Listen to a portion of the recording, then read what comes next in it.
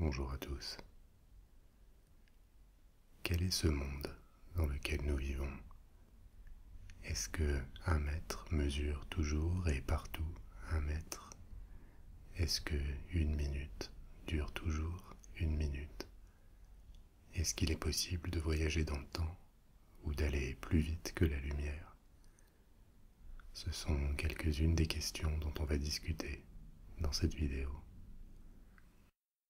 Aujourd'hui, je vous propose une introduction aux théories de la relativité d'Einstein. Alors, pas d'inquiétude, si vous n'y connaissez rien en physique, si vous n'avez pas la moindre idée de ce qu'est la relativité, cette vidéo est faite pour vous.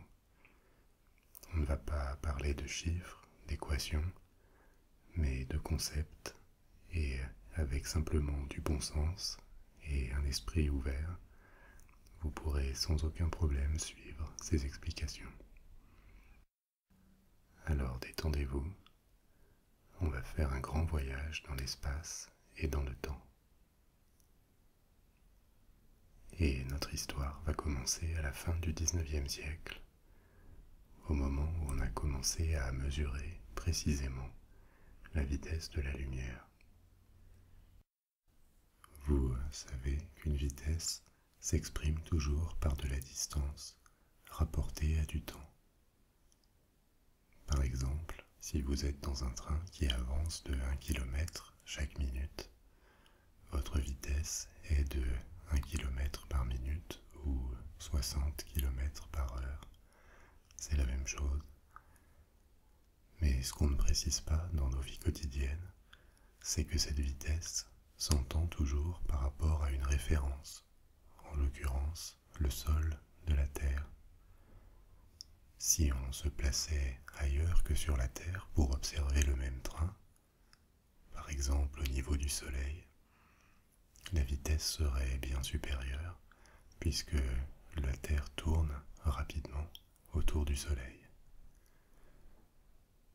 Et de la même façon, s'il y avait un deuxième train qui roulait à côté du premier à 50 km/h, la vitesse du premier train par rapport au deuxième ne serait plus de 60 km/h mais seulement 10 km/h. Et si les deux roulaient à la même vitesse, vous pourriez être dans un des deux trains et avoir l'impression que l'autre ne bouge pas, parce que sa vitesse par rapport à vous serait nulle. Mais il y a plus d'un siècle, quand on a mesuré précisément la vitesse de la lumière, on s'est rendu compte qu'elle semblait ne pas obéir aux règles communément admises sur la vitesse, le temps, l'espace. Pour le comprendre, il faut imaginer une deuxième expérience. Disons qu'il y a un observateur qui est sur une colline et qui regarde passer des rayons de lumière. Logiquement, leur vitesse va être de 300 000 km par seconde, qui est la vitesse mesurée de la lumière. Et maintenant, mettons un deuxième observateur dans un avion qui vole dans la même direction que la lumière et qui va lui aussi mesurer la vitesse qu'il observe des rayons lumineux.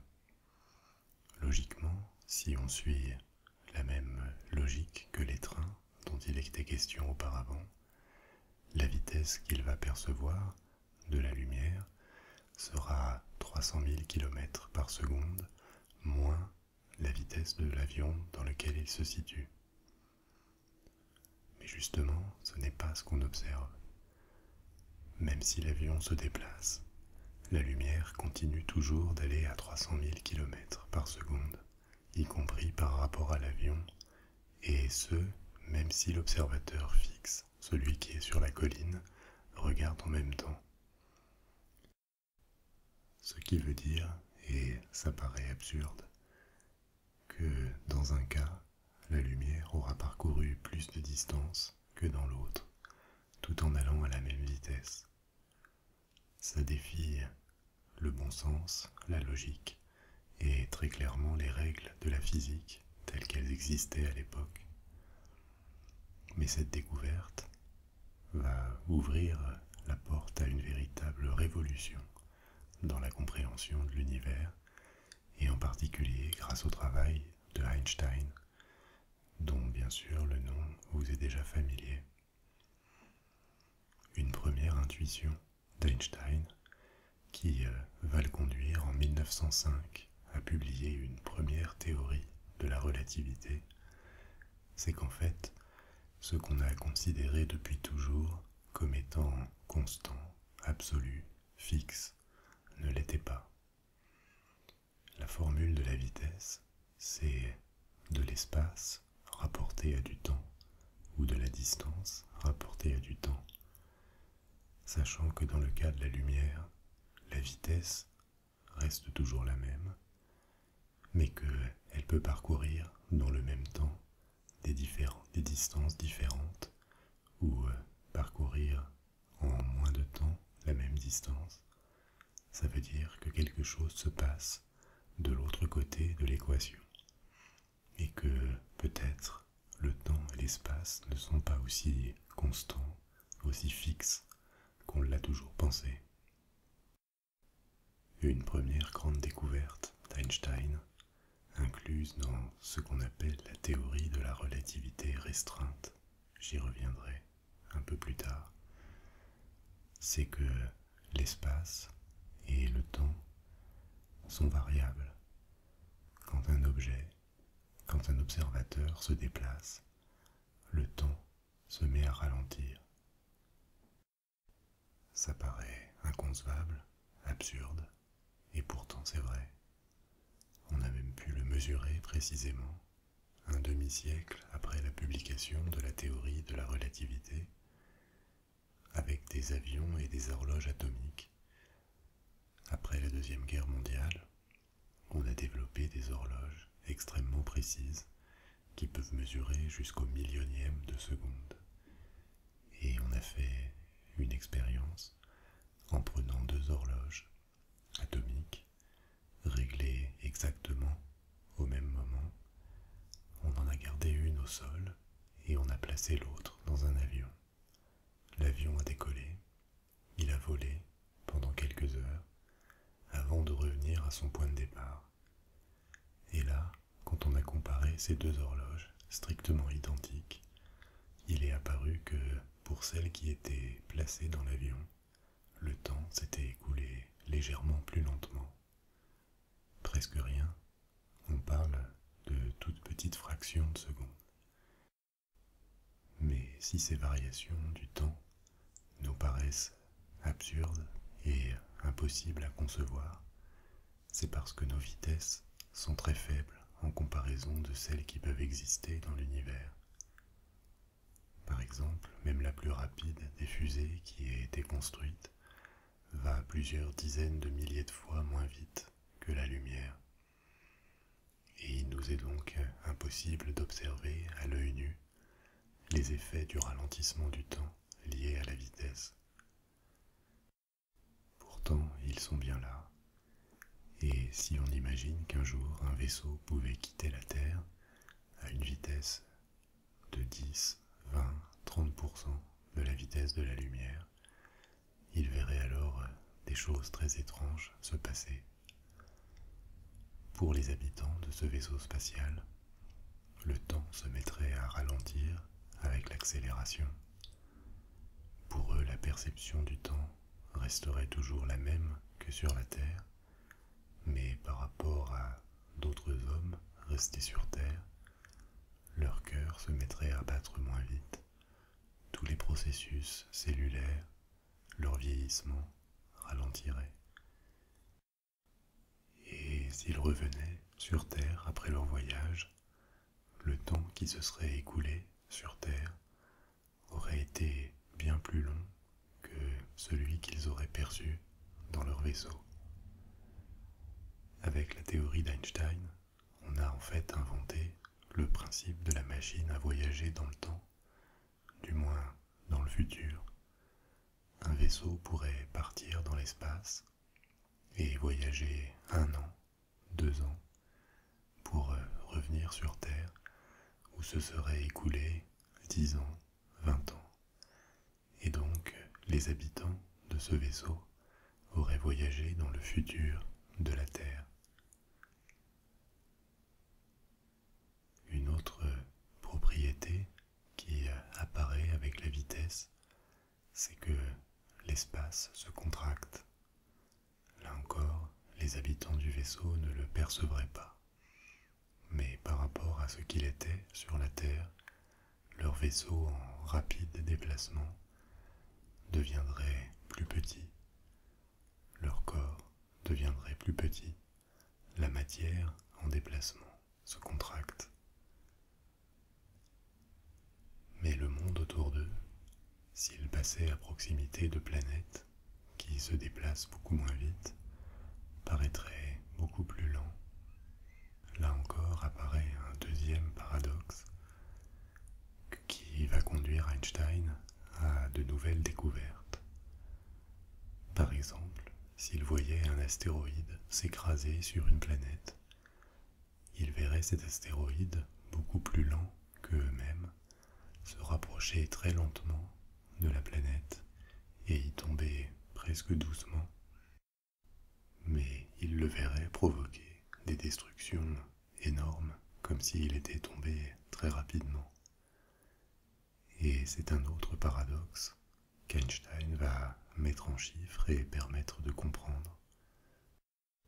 Normalement, la destruction provoquée par un impact entre un projectile et sa cible dépend de la vitesse du projectile et de sa masse, de la quantité de matière. Une balle de pistolet qui peut être très légère va infliger beaucoup de dégâts à cause de sa vitesse. Et de la même façon, une grosse pierre qui peut être beaucoup plus lente va infliger des dégâts si elle vous tombe dessus à cause de sa masse. Donc la destruction provoquée, la libération d'énergie dans un impact, dépend de cette vitesse et de la masse du projectile. Mais alors comment comprendre que nos astronautes, dans leur vaisseau qui avance à grande vitesse, voient cet impact se faire très lentement, donc la vitesse du projectile est très faible, mais pour autant la destruction tout aussi gigantesque que s'ils avaient été sur la planète et qu'ils avaient vu tomber très rapidement l'astéroïde. C'est un autre paradoxe qui paraît absurde, c'est-à-dire que si vous êtes sur la planète, vous voyez cet astéroïde tomber très vite et donc logiquement provoquer de grandes destructions, alors que si vous êtes dans le vaisseau, vous voyez ce même astéroïde tomber très lentement et provoquer pourtant la même destruction. Comment le comprendre? Eh bien, tout simplement, comme Einstein, en supposant que la quantité de matière, la masse, est elle aussi variable, et que la matière n'est rien d'autre que de l'énergie, sous une autre forme. C'est une deuxième découverte gigantesque d'Einstein dans sa théorie de la relativité, et celle qui est à l'origine de l'équation la plus célèbre au monde, E égale mc2. L'énergie est égale à la masse de matière multipliée par le carré de la vitesse de la lumière. Ceci implique que la matière contient énormément d'énergie. En fait, il y a potentiellement dans un seul kilo de matière suffisamment d'énergie pour soulever une montagne terrestre. Et cette démonstration a été prise comme très théorique au départ, jusqu'à ce que dans les années 20 et les années 30, on découvre la structure des atomes et qu'une énergie gigantesque était incluse dans chaque atome, liant entre eux les particules qui les composent, les protons avec les neutrons. Quand on a découvert la possibilité de la fission nucléaire, qui dans un premier temps sera utilisée pour la bombe atomique, et quand on a découvert aussi la la possibilité de la fusion nucléaire, celle qui a lieu dans les étoiles, où les atomes d'hydrogène fusionnent entre eux pour créer de l'hélium. Je vais vous mettre dans la description de cette vidéo le lien vers celle sur le Soleil que j'ai faite il y a quelques mois et qui explique ce processus de fusion. On s'est rendu compte que la matière contenait donc énormément d'énergie et qu'une partie d'entre elles pouvait être libérée dans les processus dont on vient de parler. Et c'est ainsi dans les décennies qui ont suivi la publication de la première théorie de la relativité d'Einstein qu'elle est devenue consensuelle dans le monde scientifique pour les physiciens. Mais cette première théorie d'Einstein en 1905, qu'on appelle la théorie de la relativité restreinte ou spécifique, était déjà en soi une incroyable révolution intellectuelle, mais pour autant, elle n'expliquait pas l'intégralité des phénomènes observés dans l'univers, et notamment elle n'expliquait pas pourquoi il y avait des forces comme la force de gravitation, qui fait que les astres, les grandes quantités de matière, s'attirent entre elles. C'est cette force de gravitation qui détermine les orbites des planètes autour du Soleil, qui détermine les orbites des satellites autour des planètes, et plus quotidiennement, qui détermine notre poids, le fait que nous restons collés au sol parce que nous sommes attirés par la Terre. Et Einstein, quelques années après sa première théorie de la relativité, va à nouveau, et de façon peut-être encore plus spectaculaire, redéfinir la physique avec sa théorie de la relativité générale, qui est publiée dans les années 1910. Une grande avancée de la théorie de la relativité générale, c'est qu'Einstein a posé l'hypothèse qu'il n'y avait pas seulement la vitesse, le déplacement, le mouvement, qui modifiait la structure de l'espace et du temps, comme c'était le cas tel qu'il l'avait démontré dans la théorie de la relativité restreinte, mais que la matière également modifie l'espace et le temps. Il comprend que les grands astres, comme les étoiles, mais aussi les planètes, parce qu'ils sont une énorme quantité de matière, modifient la structure de notre univers. Cette structure, on l'appelle l'espace-temps, et c'est une structure en 4 dimensions, 3 dimensions spatiales, hauteur, longueur, largeur, et une 4e qui est le temps. Et Einstein comprend et met en chiffres que ces grands corps célestes modifient, courbent l'espace-temps. Qu'est-ce que ça veut dire? Pour le comprendre, essayons d'imaginer que notre univers n'est plus en 3 mais en 2 dimensions seulement. On le ramène à un plan, comme une sorte de grand drap qu'on aurait tiré. Et sur ce drap, si vous posez un corps qui pèse lourd, ce drap va, à l'endroit où se situe le corps, se courber. C'est une image, une sorte de métaphore qui permet de visualiser ce qu'est la courbure de l'espace-temps. Parce que notre esprit n'est pas en mesure de projeter, de visualiser la courbure d'un espace en 3 dimensions. On ne peut le faire qu'en 2 dimensions. Mais peut-être que si notre esprit fonctionnait différemment, il nous serait possible de former une image mentale de ce qu'est la courbure d'un espace en 3 dimensions. Toujours est-il que cette courbure de l'espace-temps explique le comportement des corps célestes les uns par rapport aux autres et, de manière plus générale, explique la gravitation.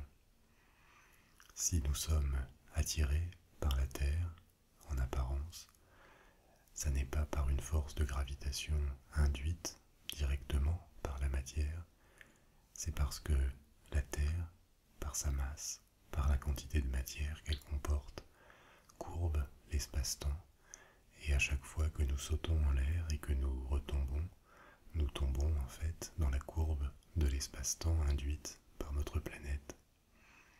Si la Lune tourne autour de la Terre, c'est parce que la courbure de l'espace-temps la force à suivre cette orbite autour de notre planète. Et de la même façon, si la Terre tourne autour du Soleil, c'est parce que le Soleil, avec sa grande masse, courbe l'espace-temps et force toutes les planètes de son système à suivre les trajectoires auxquelles elles obéissent. En fait, avec sa théorie, Einstein a défini ce qu'était la gravitation. Les lois de physique qui étaient connues auparavant, surtout celles de Newton, permettaient de mesurer l'effet de la gravitation et d'en donner une approximation très précise, mais elle n'expliquait pas pourquoi les masses de matière s'attiraient entre elles. La théorie d'Einstein permet de comprendre ce qu'est profondément la gravitation, une courbure de l'espace-temps induite par les grands corps célestes. Et il va encore plus loin. La matière ne fait pas que courber l'espace, elle ralentit le temps également. Au centre d'une planète comme la Terre, le temps s'écoule plus lentement qu'à sa périphérie. Et même si les différences sont infinitésimales, totalement imperceptibles, le temps au niveau de vos pieds, quand vous vous tenez debout sur la Terre, s'écoule légèrement plus lentement qu'au niveau de la tête. Une application pratique des théories d'Einstein nous sert à beaucoup d'entre nous dans la vie quotidienne.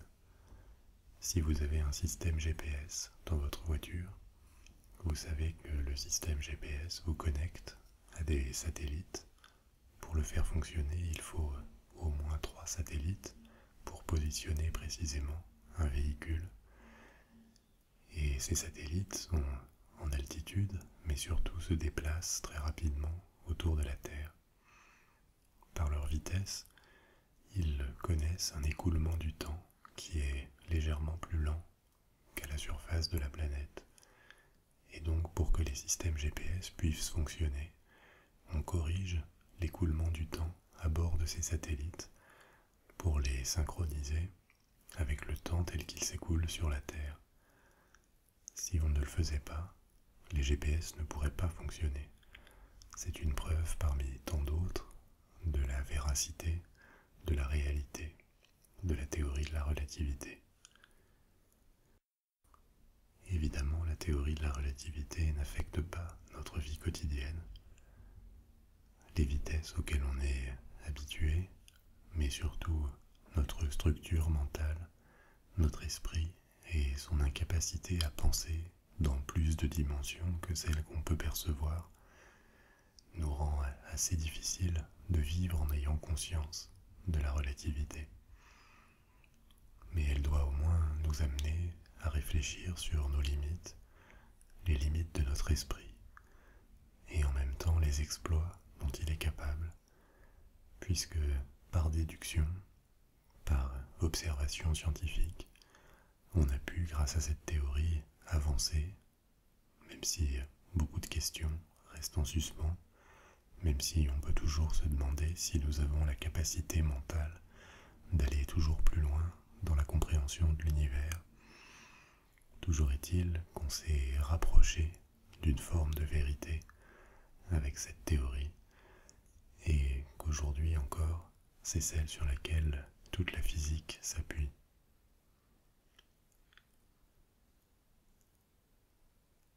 On va s'arrêter là pour ce qui n'était qu'une introduction, et comme je vous l'avais promis, une introduction qui ne parle que de concepts.